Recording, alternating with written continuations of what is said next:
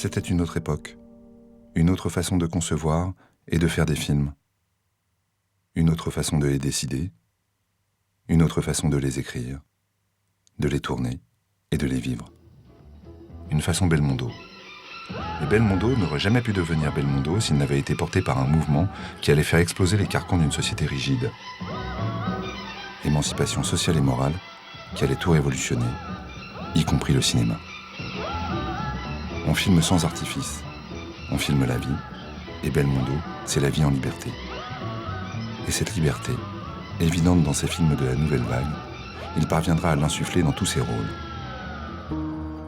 Sans les Godard, il n'y aurait pas les De Broca, il n'y aurait pas les Verneuil, ni les Lautner. Mais l'aventure Belmondo a commencé avant. Dès ses débuts, Jean-Paul Belmondo est à contre-courant.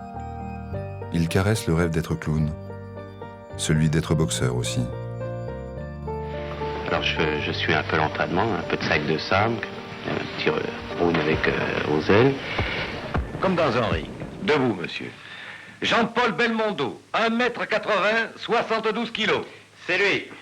Mais il suffira d'un match perdu au point, d'une défaite contestée, pour que son rêve d'être Marcel Cerdan s'écroule. Des souvenirs sportifs, parce qu'on a longtemps joué au football ensemble, on faisait beaucoup de sport ensemble, on partait en vacances ensemble. J'ai des souvenirs comme ça, des souvenirs d'amitié surtout. Vous jouez à quelle place hein? Gardien de but. Il y a les plongeons, là, tout ça, on fait un peu de... Un peu de cinéma. Pour changer. Puisque ce ne sera pas le foot, ni la boxe, ce sera donc la comédie. Mais dans cette France d'avant 68, respectueuse des institutions, on ne facilite pas la tâche au trublion Belmondo. Tous les professeurs, même les plus éminents, veulent le décourager d'être acteur, et surtout acteur de cinéma. Tu vas faire la connaissance là-bas d'un mec absolument extraordinaire, un gars qui s'appelle Belmondo, tu verras, il a une gueule absolument incroyable, et il est formidable, il est merveilleux. Je me faufile, et effectivement, au milieu, il y avait le fameux Jean-Paul, qui était torse nu, et qui faisait un numéro absolument incroyable de leveur de poids, sans aucun accessoire, comme ça, en mimant.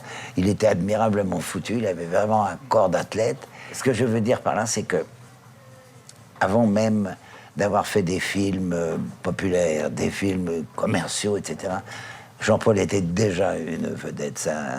Il n'y avait rien à faire. Il y avait plein d'élèves au conservatoire, des très bons, puisque moi je fais partie de la génération Kremer, Claude Rich, Marielle, Rochefort. Il y avait tous ces élèves, et il y avait Belmondo. Étant une amie de toujours, enfin même si on s'est perdu de vue souvent, mais j'ai connu ses parents, j'ai connu sa mère, enfin. Et puis je connais Jean-Paul depuis que j'ai l'âge de 18 ans. Et nous étions au conservatoire ensemble, on a fait un peu les 400 coups. Et Jean-Paul, c'était notre jeune homme. C'était le jeune homme du cinéma, c'était quelqu'un que j'ai adoré, que j'aime beaucoup encore. Jouer la comédie dans toutes sortes de registres, il faut être drôlement doué, drôlement fort. Et ça, c'est Jean-Paul. Jean-Paul, c'est un vrai comédien. Il joue tout le temps, Jean-Paul. Il jouait quand il était enfant, il a continué à jouer sur la lancée, et puis il est toujours un enfant. Quand il a envie de rire, il a toujours le même rire, le même sourire. L'espace du théâtre est trop petit pour Belmondo. Les coutures craquent. Pour lui, le métier d'acteur ne s'apprend pas au conservatoire, mais dans la rue. C'est là qu'il y a la vie. Et c'est là qu'on peut se confronter directement au public. En 1955, Belmondo présente le concours de sortie du conservatoire. Il avait adapté l'extrait d'une pièce classique et en avait fait du Belmondo. Feydeau, torpillé par Belmondo. C'est un tabac, une gifle à l'académisme attendu. Mais une fois de plus, il n'est pas récompensé. Porté par ses camarades qui veulent rendre justice à sa performance, Belmondo arrive devant le jury, qui se retire. Piqué au vif, il leur fait un bras d'honneur et transforme ainsi son échec en victoire. Son choix est fait, ce sera le public. On a connu la même formation classique, avec un exercice de diction que personne ne connaît. Du Pernambouc au Potomac, l'antiquinca, l'Égométex, sa brocante et son bric-à-brac en vrac avec ses pastèques, il n'y a que Jean-Paul et moi qui puissions le dire. À défaut de comédie française, Jean-Paul doit se faire un nom tout seul. Ses premiers pas dans le métier sont hésitants. Un petit rôle dans Sois belle et tais-toi, Les copains du dimanche, film produit par la CGT, mais ça ne décolle pas. Heureusement, il a des amis. Mon père répétait La mégère apprivoisée.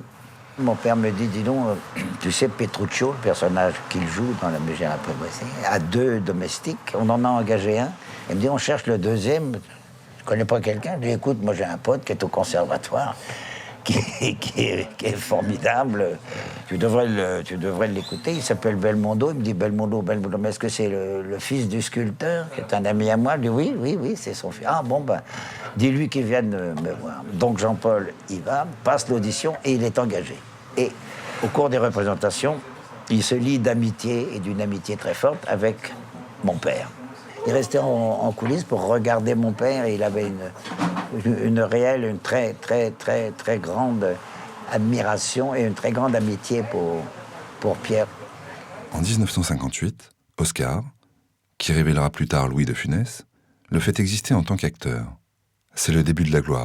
C'est que c'est un gentilhomme qui ne laissera pas maltraiter une femme devant lui. Lâchez cette femme, change-le. Ah, il y a des épées, tant mieux. Je joue encore mieux de l'épée que du bâton. Sans coupure, il change de plateau à chaque scène, goûtant le risque du direct sur l'unique chaîne de télévision devant des millions de téléspectateurs. Et puis un jour, un jeune homme étrange, avec des lunettes noires en permanence sur le nez, s'approche de Jean-Paul et lui demande de le suivre dans une chambre d'hôtel pour faire des essais. Belmondo croit à des avances, en parle à sa femme, qui lui conseille d'y aller.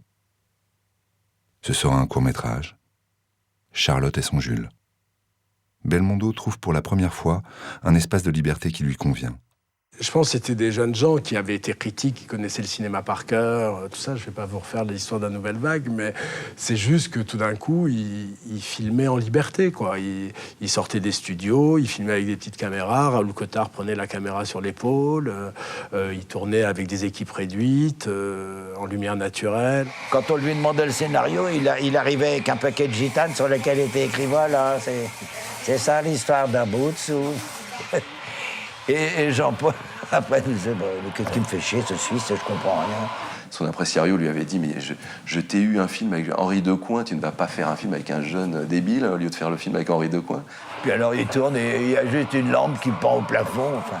Puis finalement, ça s'est fait de cette façon-là, quoi. Je trouve que c'est une belle histoire parce que ça raconte assez le cinéma où le fait d'être un enfant, de dire merde aux gens, de dire voilà, je fais un film bizarre, ça s'appelle À bout de souffle, personne ne comprend ce que c'est, le réalisateur il a pas l'air de savoir ce qu'il fait et tout ça, et que ça devient ce que c'est-à-dire que c'est un espèce de monument du cinéma mondial.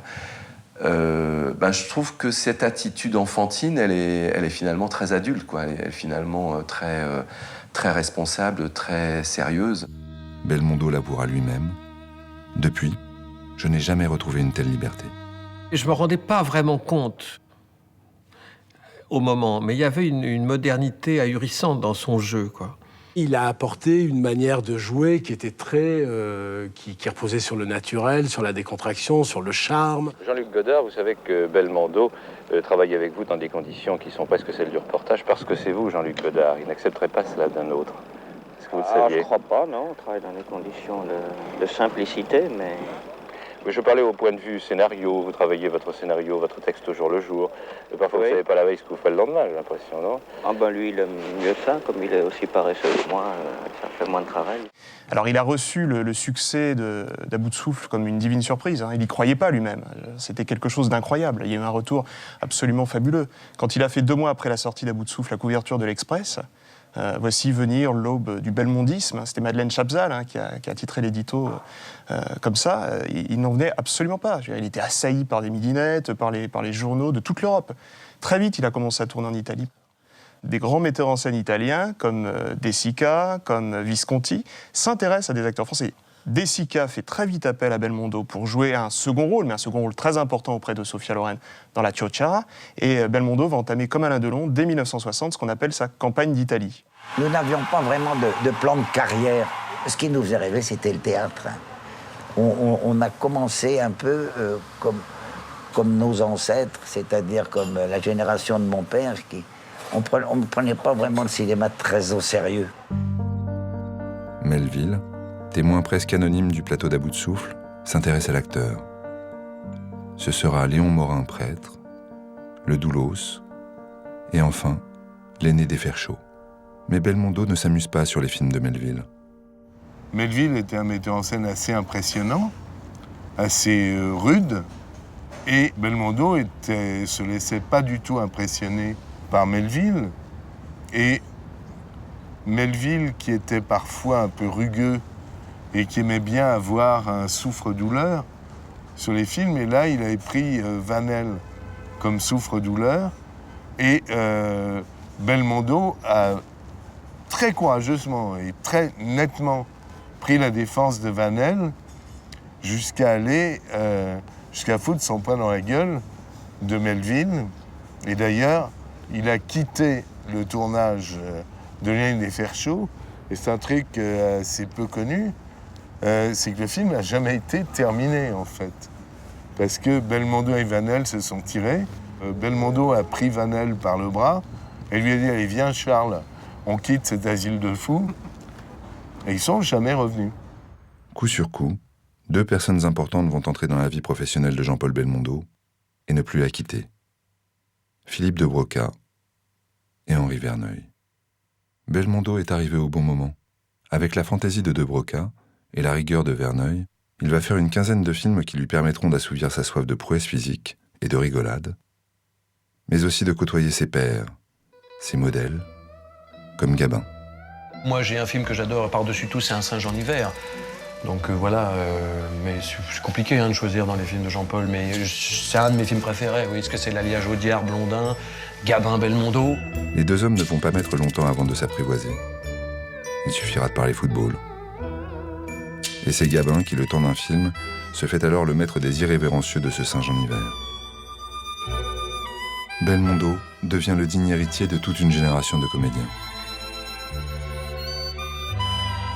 Avec Cartouche, le dynamisme de Belmondo rejaillit sur son rôle. C'est pour lui un tournage heureux et un succès énorme. Je pense que Cartouche, c'est un de mes premiers souvenirs cinématographiques de jeune spectateur. Et j'avais aimé autant Belmondo que Claudia Cardinal dedans. Le phénomène Belmondo est en marche. Belmondo va pousser le bouchon un peu plus loin avec De Broca. C'est L'Homme de Rio. Le Tintin en Amérique version Belmondo de Broca. Un film de rêve, un film de plaisir, un film de héros et d'exotisme. Comme si Belmondo n'avait pu donner toute l'ampleur nécessaire à son rôle qu'en quittant la vieille Europe, qu'en se retrouvant nulle part, c'est-à-dire dans un pays où il pouvait faire n'importe quoi. Oui, c'est-à-dire que Jean-Paul était l'acteur rêvé pour Philippe, parce que Jean-Paul adorait l'aventure, adorait les cascades qu'il voulait faire lui-même, et il aimait ne pas être limité par une manière de jouer la comédie très, comme il l'a fait plus tard quand il jouait un prêtre, par exemple. Bon, mais alors que là, avec Philippe, il se défonçait. Il faisait vraiment... c'était deux enfants. Mais qu'est-ce que c'est? Ah, maintenant, on va à autre chose. Oh là, oh là, oh là, oh! Allez-vous-en! Oh, les vaches! Voilà comment j'ai commencé à tourner ce qu'ils appellent un film calme. Tranquille. Reposant. Mais quand même, avouez, là, vous avez eu peur. J'aimerais vous faire avouer que vous avez eu peur. Oui, mais je vous dis, je me prends pas pour Superman, et je vous dis qu'à chaque fois que j'ai fait ces choses-là, j'ai quand même eu peur. Mais je crois que ce qui m'a aidé, justement, à faire tout ça, c'est l'ambiance qu'il y avait dans cette équipe. C'est pour ça que je vous dis, peut-être que je ne le ferais pas pour un autre film si je m'entendais pas comme je m'entendais avec les gens dans ce film. Là, de l'opérateur jusqu'au metteur en scène de Broca, on s'entendait comme larron en foire. Et il y avait un enthousiasme qui se dégageait de toute l'équipe. Alors, j'étais un peu porté. Bref, un rôle reposant. Alors là, je leur dis, vous m'avez eu, je marche plus, je rentre. Ils me disent non. Je dis bon. D'autant plus qu'ils ajoutent, l'action va se tasser.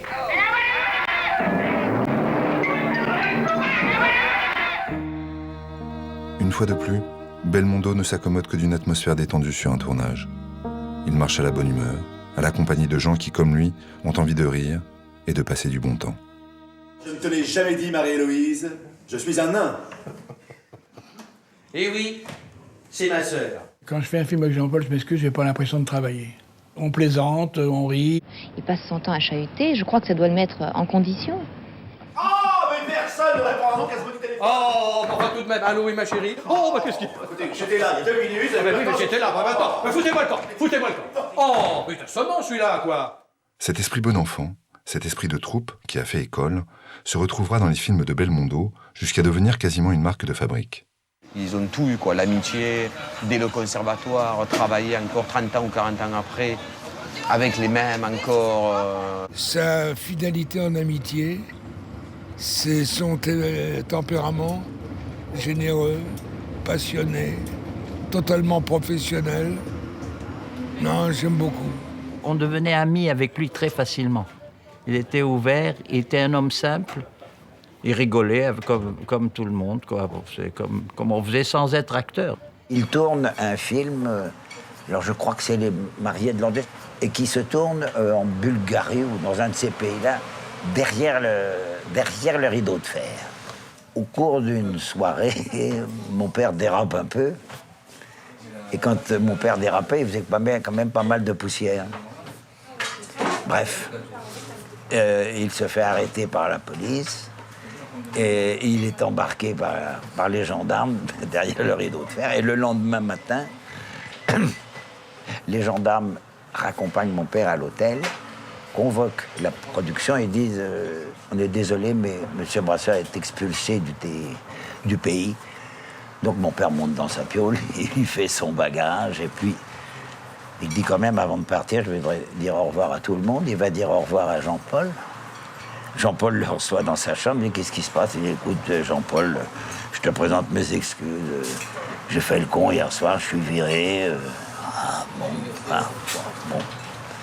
Et mon père descend dans le hall, prêt à s'en aller. À ce moment-là, Jean-Paul descend, tout habillé, avec un manteau et une valise à la main. Et mon père dit au revoir à tout le monde en présentant ses excuses. Et Jean-Paul aussi fait la tournée comme ça en disant au revoir à tout le monde. Alors évidemment, tout le monde dit qu'est-ce qui se passe? Et inutile de vous dire que c'était une coproduction. Et Jean-Paul dit écoutez, ça ne correspond plus du tout à mon contrat. Parce que moi j'ai signé un contrat avec M. Brasseur comme partenaire. On m'a dit qu'il s'en allait, alors je pars avec lui. Inutile de vous dire qu'il y a eu quelques instants de palabre, de surprise. Et mon père a été autorisé à rester, et voilà. Jean-Paul est comme ça. C'est sa nature d'égrener ses tournages de tours et de blagues. Sur la plupart de ses films, il est la terreur des hôteliers. Des histoires de déconnades incroyables sur le Magnifique. Sur le tournage au Mexique, Belmondo fête ses 40 ans.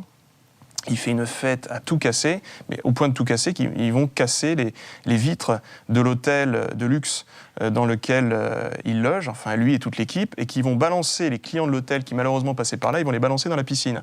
Certains clients ne savaient pas nager, se sont mis à hurler dans la piscine. Il a fallu que la sécurité, le SAMU local, etc. arrivent, enfin les extirpent de l'eau, enfin c'était absolument incroyable. Il y avait une note monstrueuse. Belmondo, le lendemain, dessoulé, dégrisé, arrive tout penaud auprès de la direction de l'hôtel, et la directrice de l'hôtel, c'était une femme, l'accueil, grand sourire, écoutez, j'espère que vous avez passé, monsieur Belmondo, une agréable soirée ici. Non, c'est pour l'établissement. Ah non. Je ne pensais qu'on a été au maximum. Ça peut déjà vous aider. On a été au maximum de faire des conneries, et quand je dis au maximum, à la limite du procès. Hein. Quand tu commences à lire, tu t'approches d'elle. Mais qu'est-ce qu'il y a? Écoute, arrête de me regarder comme ça, enfin. Je vois tes paroles. En général, les gens qui font ce genre de film sont des gens qui aiment bien rigoler. Alors on travaille en s'amusant en même temps. Et heureusement, parce que si tous les films fallait faire la messe en les jouant, ce serait pas marrant. Oh non. Oh là là. Non, ce terrain est une enclave française. Il sert à l'entraînement d'une équipe inédite et d'ailleurs non homologuée par la Fédération bouliste. Touchez pas. Touchez pas. C'est bon ça. C'est drôle, j'ai l'impression qu'il y a des spectres ici, c'est fou, ce qui se passe dans cette maison. Ouais, c'est très étrange. C'est toute notre vie, les farces. On tournait Borsalino avec Delon, on est passé devant le port. Je lui dis sans sac que tu te jettes pas dans le port. À peine, il était dans le port, tout habillé. Et Delon, il n'a pas bien compris l'histoire du pari. Ah, bah, j'ai dit, c'est comme ça. Il me dit, son costume et son costard, il en a pour plus de 200-300 sacs. Pour 100 sacs, on est prêt à tout. On tournait en Grèce, le CAS. Et il n'y avait pas de télévision. À la télévision, ils n'avaient pas le combat. Alors, sans dire à la production, ni au metteur en scène, ni à personne, on a pris un avion privé. On a pris avec nous les maquilleurs, les habilleuses, etc., pour faire tout ça en revenant. Parce qu'étant donné que on savait que le match finissait vers 5h, 6h du matin, et qu'on devait tourner à 8h30 à Athènes. Alors on s'est dit, il faut absolument qu'on soit habillé et tout prêt à tourner quand on arrive. Aujourd'hui, dès qu'une journée de tournage est terminée, ou bien dès que le rideau tombe au théâtre, tout le monde se sépare, appelle salut, à demain, quoi. Alors que quand j'ai débuté au théâtre, il était où tu vas bouffer? Ben, on va bouffer ensemble. Et ouais, j'ai rendez-vous avec des copines. Viens. Bon, enfin, on se quittait pas. Belmondo fait à l'écran ce que tout le monde rêve de faire. Il érige l'impertinence en mode de vie et donne l'impression que tout est facile. Jean-Paul, c'est quelqu'un qui n'avait pas besoin de concentration. Il rigolait, il s'amusait, il disait des conneries et tout ça. Et on disait moteur, hop.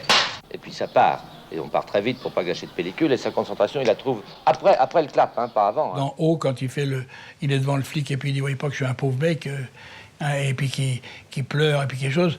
Eh bien, 10 minutes avant, on jouait au ballon. Excuse-moi. Là. Il sait parfaitement où il en est par rapport au film. Juste avant, il est en train de parler de boxe, de copains. Il n'apprend pas ses textes, par exemple. Il les apprend très vite, mais il ne les apprend qu'au moment où on met en place, à toute vitesse, comme ça. Il a bien sûr lu profondément le scénario, mais profondément, je sais même pas. Faudrait lui demander, d'ailleurs.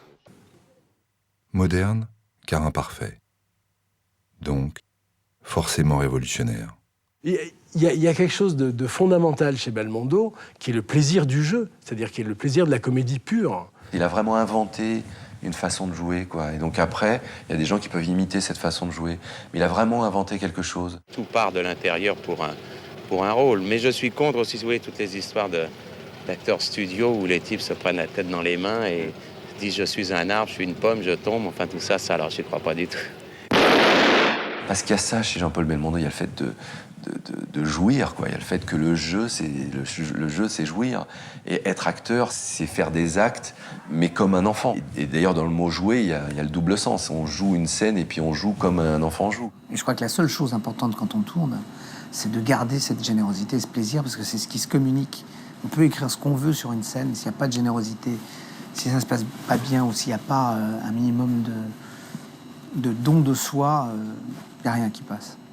J'ai été élevé, moi, Jean-Paul Belmondo, je l'aime, il le sait, je le respecte, je ne fais pas du Jean-Paul Belmondo, je viens juste voir le mec qui m'a donné envie de faire ce cinéma, de faire du cinéma populaire, d'être libre et de s'en foutre un petit peu plus chaque jour. Cette joie de jouer, il l'exprime dans des registres très variés.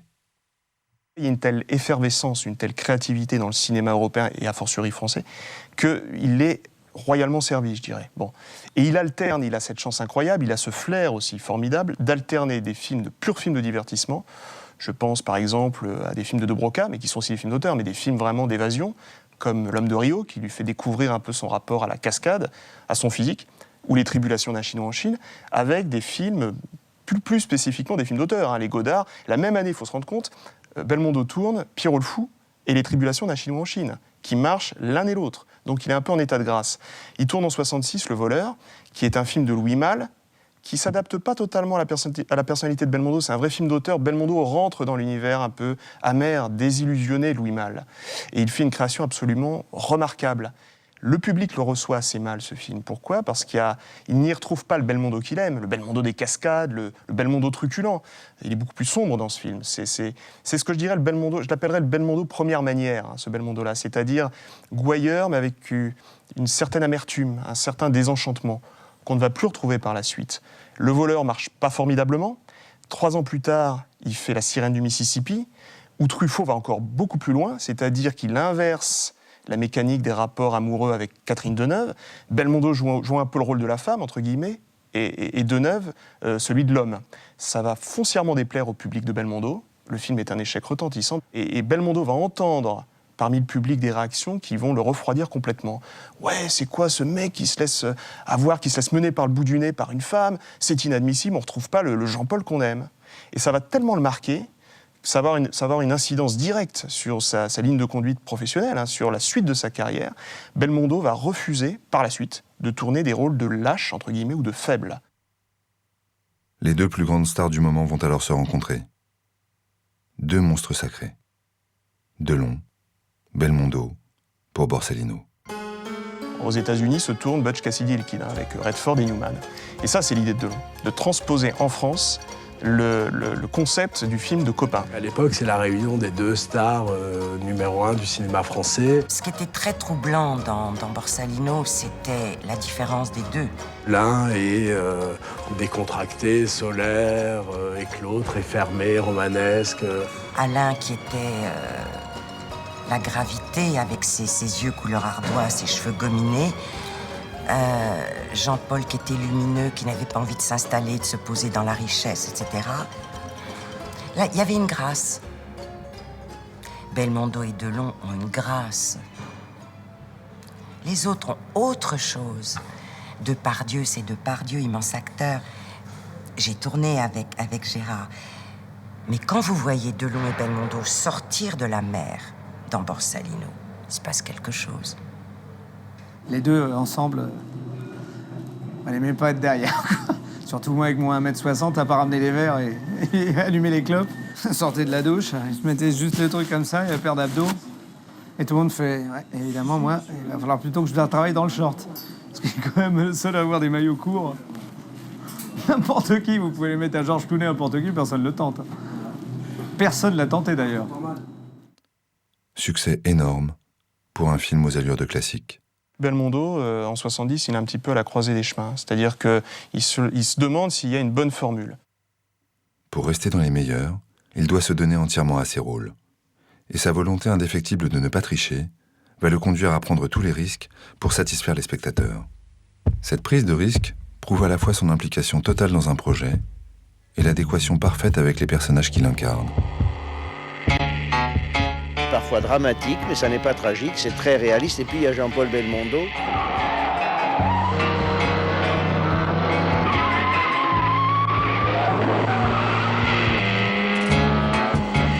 Can you keep up with this kind of action? When Cats, the Burglars. Dans le casse, il y a des cascades invraisemblables que Jean-Paul a toutes réalisées lui-même. Bon, il avait une scène, je sais pas, il sautait sur un tramway. Je disais, mais pourquoi tu fais tout ça? Laisse quelqu'un faire ça. Tu peux tomber, tu peux te casser la gueule. Essayez de lui faire comprendre que ce n'est pas lui qui doit faire ça. Belmondo, insensible à tous les arguments. Jean-Paul Belmondo, Omar Sharif.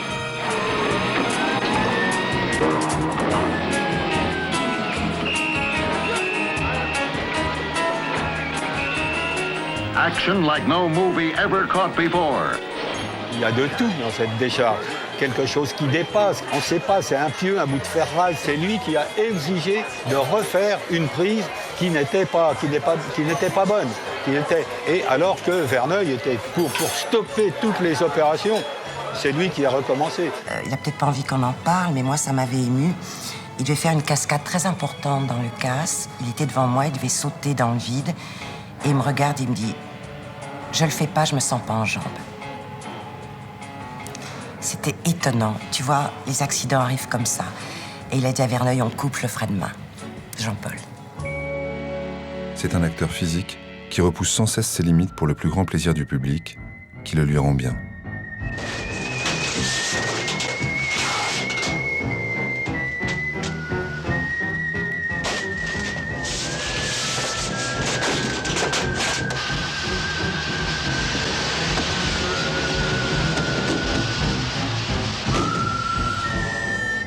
Alors ils ont réquisitionné une station de métro où il y avait des chefs de gare, mais des vrais, quoi, qui étaient là pour faire marcher les trains, les métros, etc.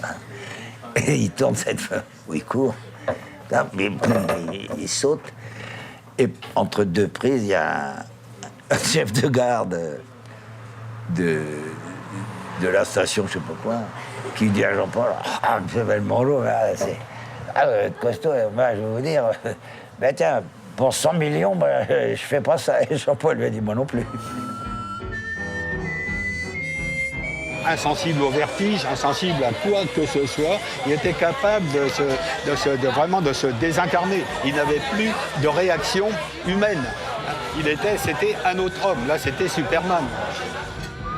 Jean-Paul Belmondo, avec Peur sur la ville, exécute lui-même toutes les cascades de son personnage, comme s'il n'existait plus de frontière entre lui et celui qui l'interprète. Moi, je sais qu'en tant que spectateur, j'aime bien suivre et voir que c'est l'acteur qui est là.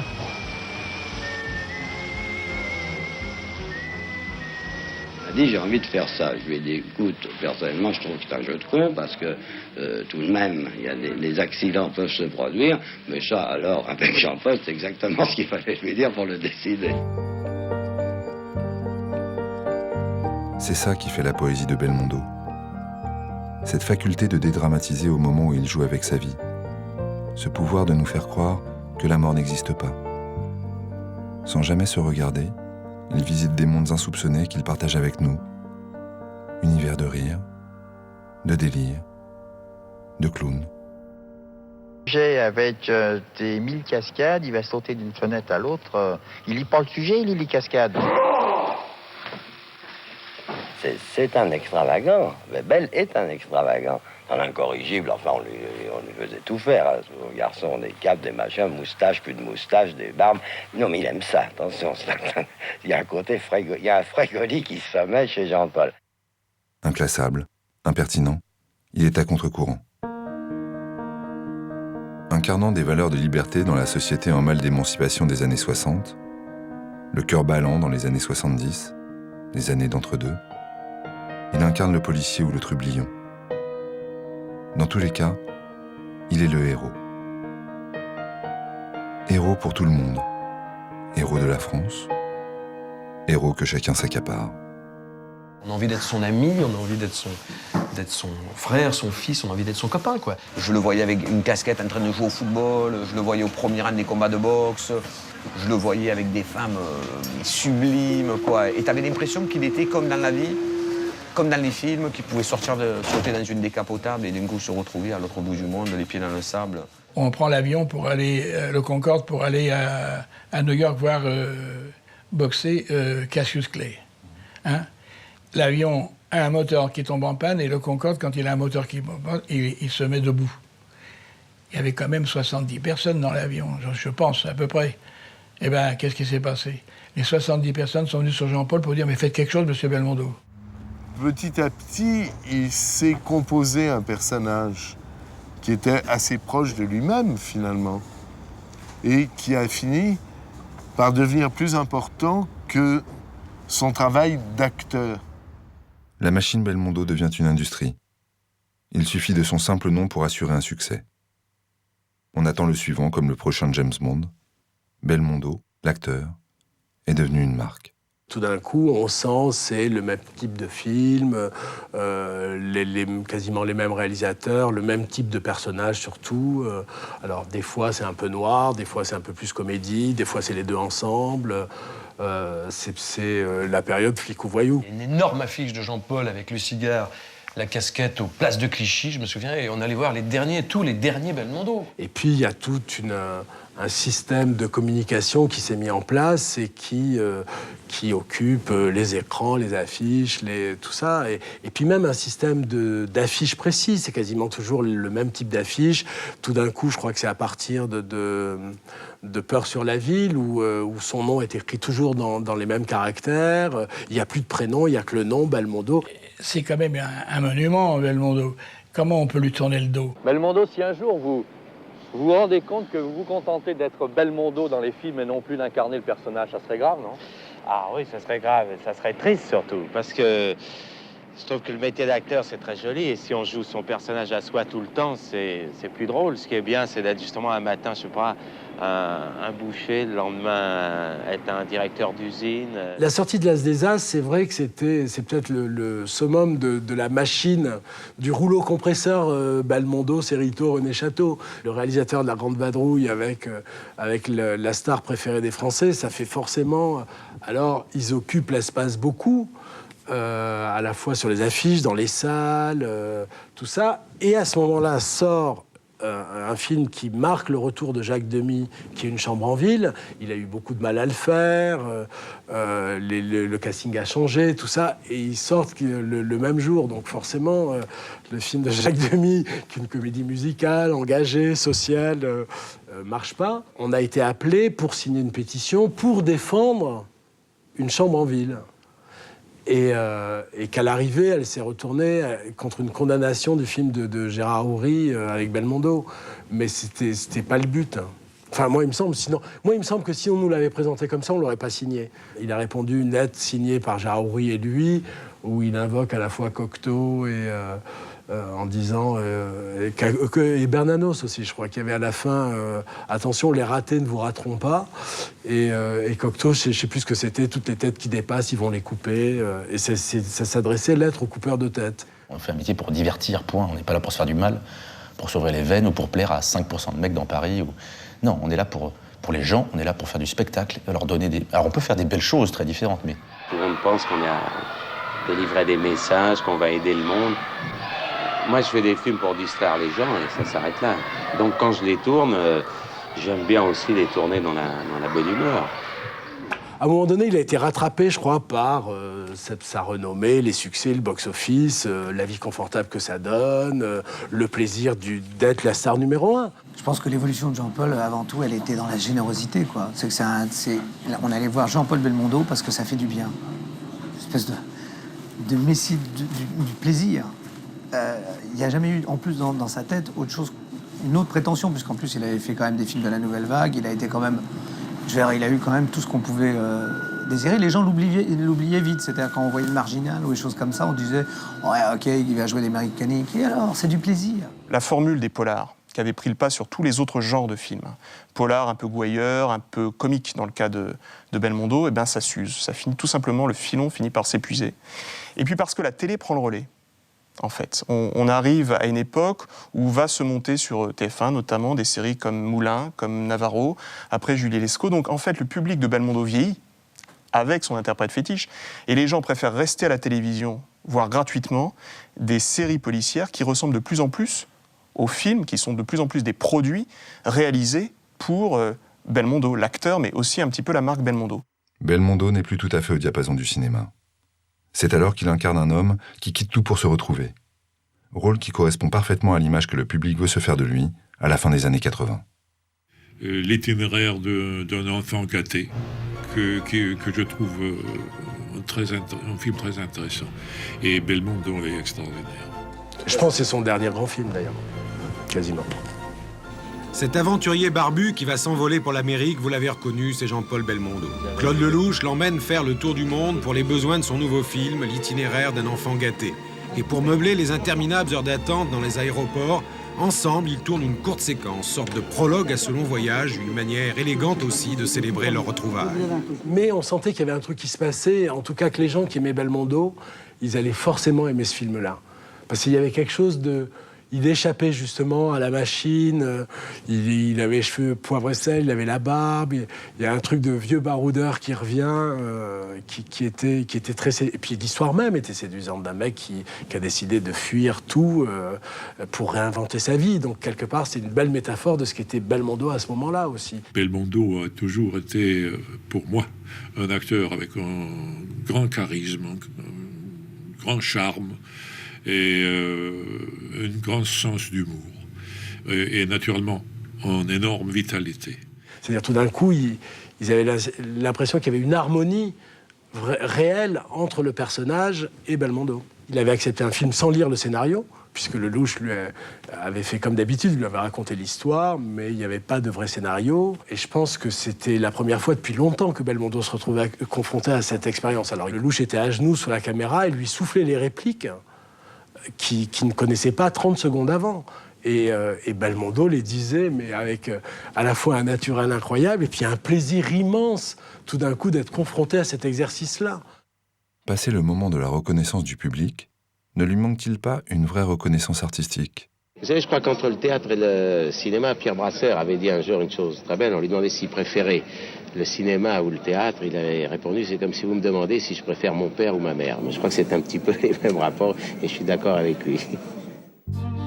La machine à faire des entrées ne rêve-t-elle pas de revenir à ses premiers amours ? Car après tout, le cinéma n'est pas un art classique, au contraire de la sculpture telle que l'a pratiquée son père. Celui-ci lui a dit un jour, « Quand reviendras-tu à ton vrai métier ?» Quand il a commencé à refaire du théâtre, j'étais la première à être là, au Théâtre Marigny. Tout d'un coup, le Belmondo qu'on connaissait n'existe plus et on retrouve le Belmondo du départ.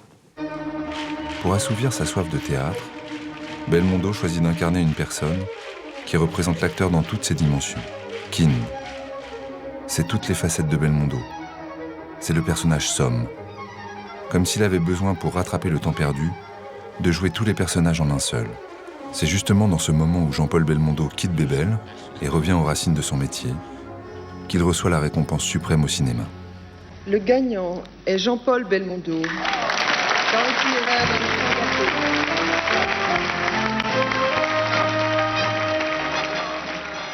Jean-Paul, parcours impeccable, parce que cours de théâtre, conservatoire, il voulait rentrer au français, il est repéré par la Nouvelle Vague, il revient à un cinéma classique, du cinéma français important, il retourne au théâtre, un acteur.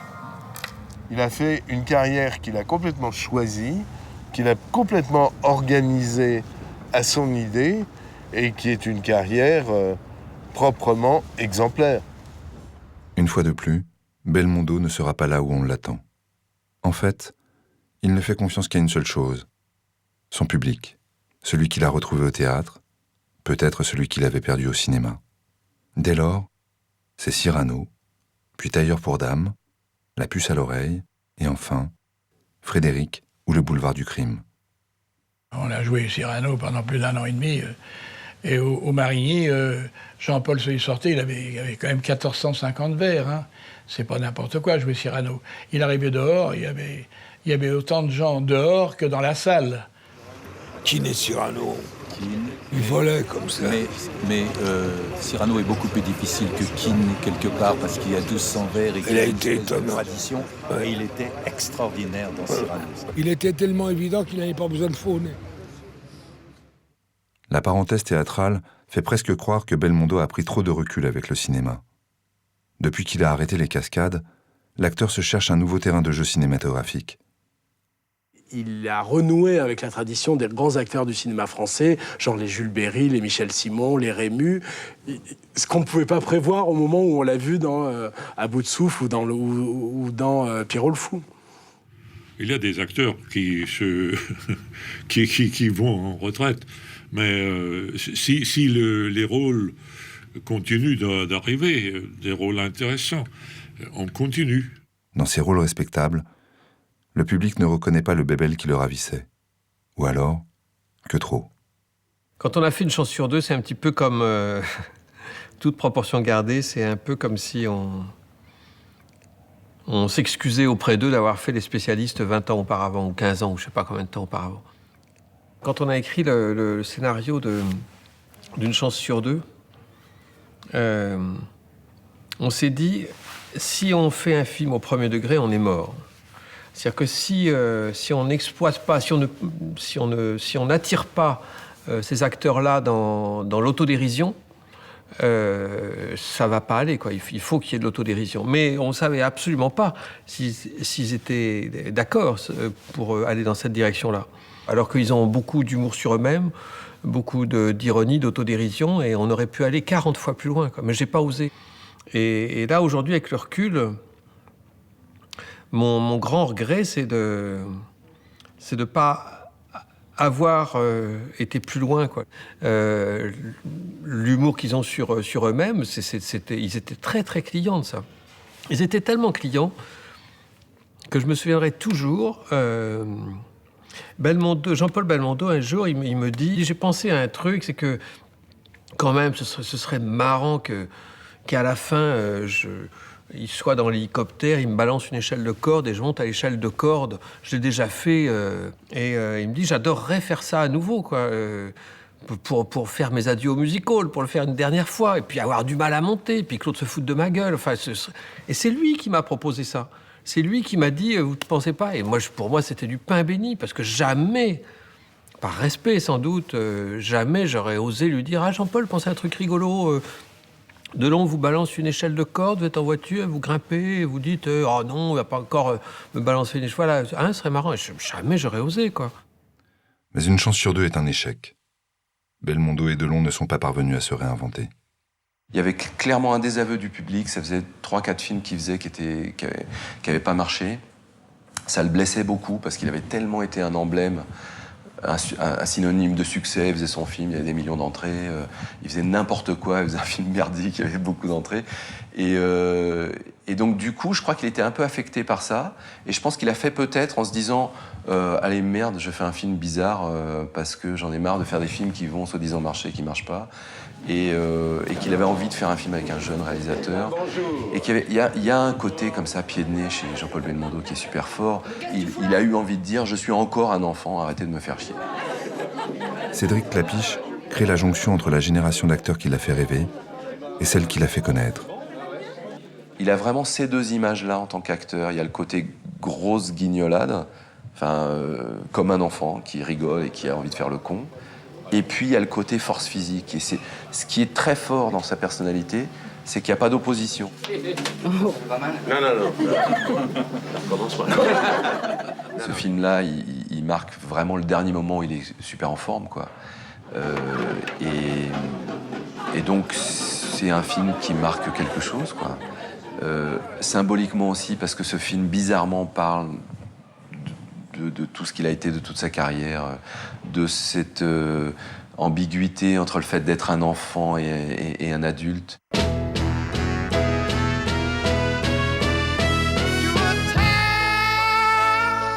C'est super émouvant de travailler avec quelqu'un comme lui. C'est émouvant parce qu'on se dit qu'est-ce que ça sera triste quand il va disparaître et qu'est-ce que c'était génial d'être avec lui pendant qu'il était là, quoi.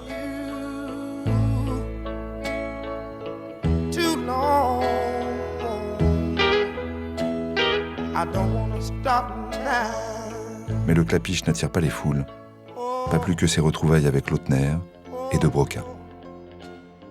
Quand Fechner a eu cette idée de faire aujourd'hui un film avec Delon et Belmondo, il trouvait ça sensationnel, il m'en parle, je trouve ça formidable. Très bien, quand est-ce qu'on s'y met? Et on n'a pas vu plus loin que le bout de notre nez. Mais il se trouve que le public, les gens qui vont au cinéma, dans les salles de cinéma, en 98, ils s'en foutaient en 99, ils s'en foutaient de Delon et Belmondo. Ça leur disait pas grand-chose, quoi, voilà. C'était un film fait pour passer le dimanche soir à la télé. Et pas fait pour sortir un mercredi à 14h. C'est ballot.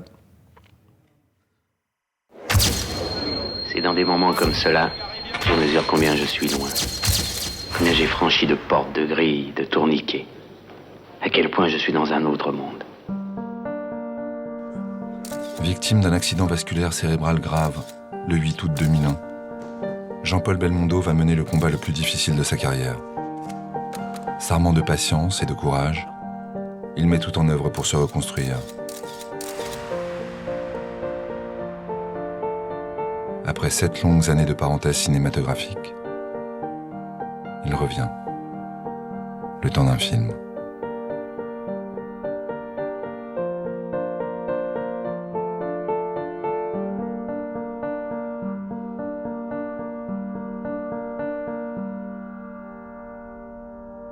Pour tous les acteurs qu'on aime, on a envie qu'il y ait un grand film qui marque la fin, voilà.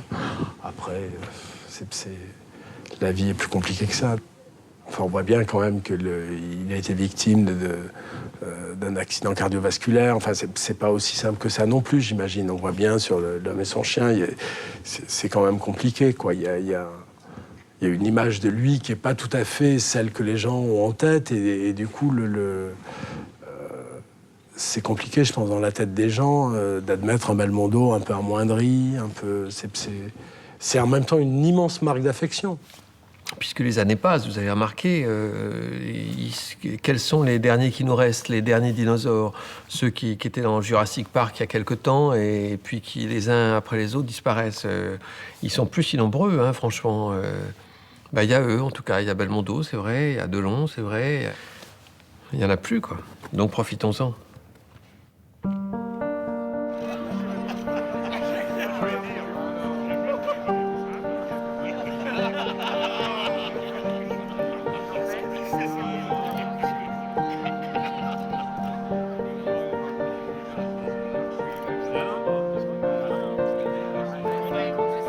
Je crois qu'on est nostalgique, que ce soit Jean-Paul ou Alain et moi, de cette période-là, de ce cinéma-là, qu'on retrouvera peut-être jamais. Ça a été une époque. Il faut accepter qu'elle est révolue.